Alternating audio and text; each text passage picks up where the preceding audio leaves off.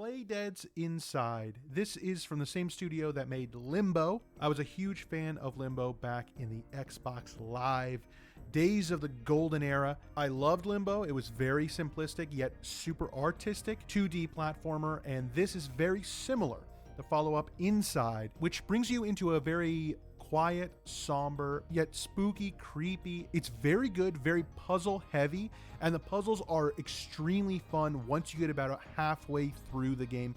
That's the biggest negative I can say about this game, is that it's very short. It took me about 3 hours to play, and that was with a lot of fuck-ups, to be honest. A lot of trying to figure puzzles out. I think if you knew what you were doing, you could do this in less than 2 hours. This game really brings the atmosphere, right? It's very scary, very creepy. The story is very simple in terms of who you're playing as, what you're running from, but you don't really know much about the world. That's kind of how these games work.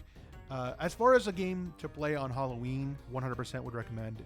It has the vibes, the eeriness, the creepiness, nailed. The score is amazing. I don't know how I really feel about it, all things considered. I feel like the game really hits its stride about halfway through. The puzzles start really picking up. There's a number 20 puzzle. I won't say what it is, not to spoil it, but if you've ever played the game, you know what I'm talking about. That puzzle is like the first great moment in the game. It's fine before that. I'm not saying it's bad, but it doesn't challenge you a whole lot as a player until then, which is about halfway through. And then the rest of it gets more and more challenging as it goes along.